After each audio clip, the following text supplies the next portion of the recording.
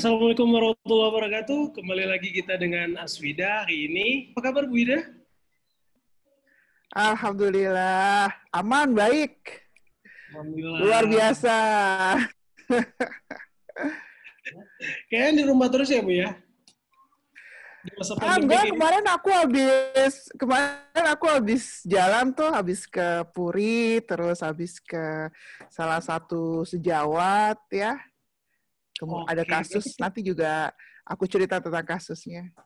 berarti keliling ya Bu ya? Keliling di cabang-cabang kayak. Aku udah keluar, udah diskusi, udah banyak lah. Jadi jangan khawatir. Oke, untuk Yang hari ini penting Bu proteksi mau. ya, yang penting proteksi. Oke, iya. Untuk hari ini mau topik tentang apa Bu? Hari ini aku mau cerita karena beberapa kawan ya tanya gitu ya, kalau misalnya ketemu pasien-pasien dengan luka kanker tuh mau diapain gitu. Nah kalau aku bilang sih, kalau dilihat kan kalau luka kanker tuh ada beda ya dengan luka-luka lainnya. Biasanya kalau luka kanker tuh kan luka lainnya tuh kan ke dalam ya. Kalau luka kanker tuh menonjol. Jadi ini adalah benjolan yang tak diundang. Aku share screen aja kali ya, Mas Arifin ya. Oke. Jadi benjolan yang tak diundang. Hampir sebagian besar orang pasti nggak mau ada benjolan, ya nggak? Nah, kalau benjolan itu biasanya bareng tuh. Orang berpikirnya kalau kita sudah lakukan pemeriksaan, ketemulah tuh yang namanya luka kanker. Gitu. Berarti banyak juga yang ini ya Bu? Yang paling sering, yang paling sering tuh di payudara. Paling sering di payudara.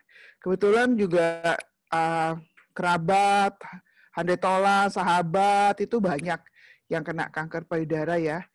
Baiknya sih tidak disembunyikan gitu. Kalau misalnya sembunyikan tuh kadang-kadang tiba-tiba terus benjolan tadi terus jadi luka. Nah kalau luka terus tiba-tiba kan berbau, berbaunya juga kurang sedap ya. Jadi beberapa kasus tuh stres gitu. Tapi hari ini aku nggak kasih luka yang terlalu gimana-gimana gitu ya.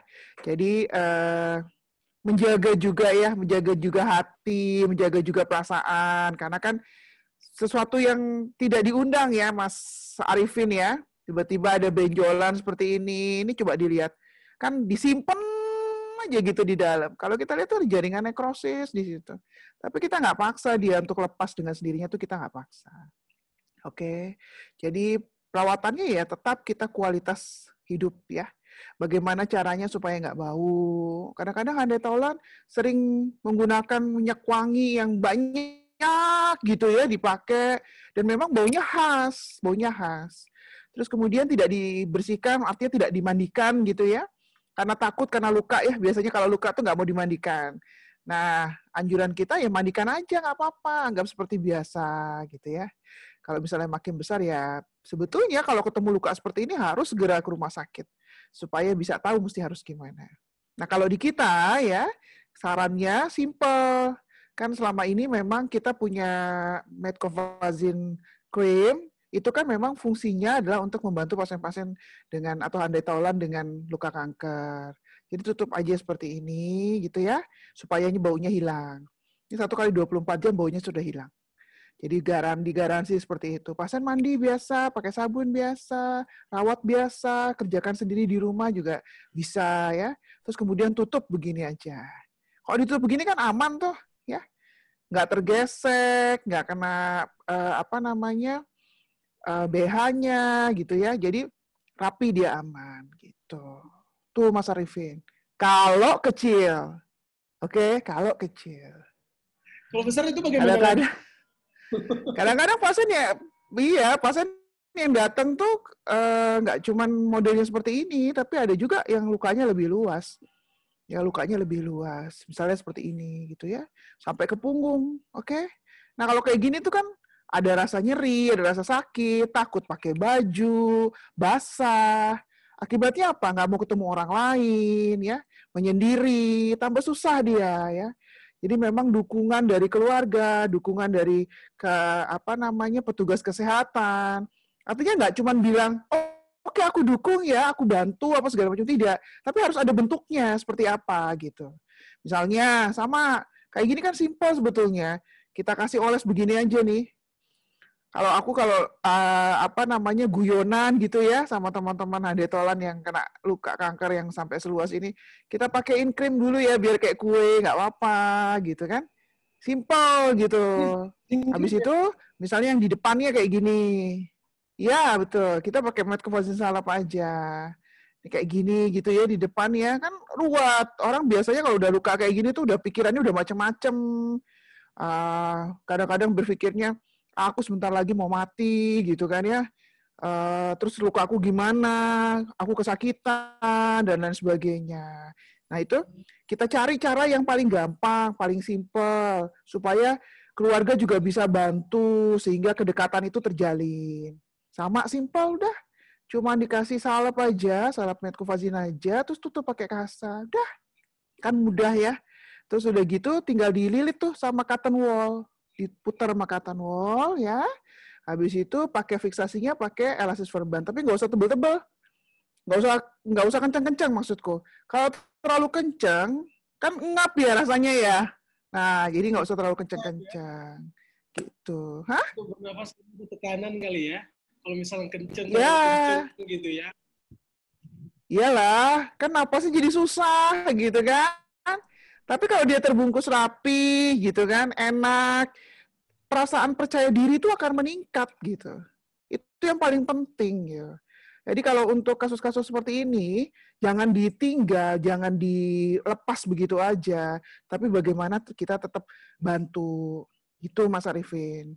Jadi kalau bisa aku simpulkan ya, yang penting itu jaga kebersihan. Biar bagaimanapun tetap boleh mandi ya. Jangan sampai nggak mandi. Karena selain nanti kalau nggak mandi tuh sudah bau dari kankernya sendiri, dari lukanya, terus bau ketiaknya, kan kasihan pasiennya. Jadi tambah orang nggak ada yang mau dekati. Terus kemudian petugas kesehatan harus punya pengetahuan yang khusus memang untuk melakukan kegiatan perawatan ini. Simpel kok, datang aja ke pusat-pusat perawatan luka, terus kemudian minta diedukasi, minta diajarkan. Terus untuk pasien-pasiennya sendiri dia harus paham bahwa dia harus dibantu gitu. Pelaku rawatnya, keluarganya, mereka harus belajar dan harus dipastikan bahwa nggak usah takut, ini bukan menular gitu ya. Malah kemarin saya juga agak miris sedikit karena ada salah satu kasus dari dinas sosial, itu keluarganya ditaruh di depan rumah gitu ya. Saking mereka berpikirnya ini menular ya. Jadi luka cairan yang keluar dari lukanya tadi itu tidak menular. Walaupun dia berbau tapi tidak menular. Handai taulan yang mengalami sakit seperti ini terus didampingi. Anda yang mendampingi, jadilah orang yang paling hebat dan orang yang paling sayang di sampingnya. Jangan ditinggal. Terus yang paling gampang lagi, topikalnya cuma pakai metcovazin salep plus kasa. Dah, itu aja. Gak usah macam-macam. Karena itu yang paling mudah. Ini juga, nemuinnya juga susah banget ini ya. Bisa sampai seperti itu. Terus kalau misalnya terjadi perdarahan, karena kasusnya suka kadang-kadang kan luka ada perdarahan ya, itu siapin deh kalsium alginat. Nanti yang perdarahan dipencet pakai kalsium alginat. Tuh, itu Mas. Jadi kalau ada benjolan, segera datang ke rumah sakit. Cek, jangan sampai terus pecah kayak tadi. Kalau sudah pecah, jangan ketakutan sendirian. Ya, jangan ketakutan sendirian. Tuh Mas Arifin. Mudah-mudahan bermanfaat nih ya. Simple, singkat ya. Bagaimana cara melawat benjolan yang tiba-tiba muncul begitu saja. Oke? Tapi kebanyakan penderita yang kayak misalnya ada benjolan tuh mereka nggak terbuka ya. Mungkin mereka diam aja merasakan dirinya. Setelah mungkin kayak Ibu bilang tadi, setelah ada seperti Nana pecah baru mereka panik ya Bu ya. Ya karena kan orang dengan benjolan itu kan pikirannya udah macam-macam. Jadi ada rasa dia takut bisa, malu bisa. Karena stigma di masyarakat ini loh yang masih cukup tinggi. Kalau ada luka berbau, pikirnya menular gitu ya. Jadi memang nggak mudah Mas, nggak mudah. Jadi bagaimana caranya kita mengedukasi pasien supaya bisa menerima kondisinya, begitu juga pelaku rawat dan keluarga, kalau gitu tambah satu lagi kepada masyarakat. Jadi masyarakat mesti harus menyadari bahwa ini bukan satu penyakit menular dan bukan juga penyakit keturunan, dari itu bisa diobati, itu yang paling penting. Terima kasih sekali lagi kepada Bu Ida. Sama-sama, terima kasih juga semuanya. Kita tunggu untuk Aswida selanjutnya. Oke, bye-bye. Assalamualaikum warahmatullahi wabarakatuh. Assalamualaikum warahmatullahi wabarakatuh. Dance like there's no tomorrow.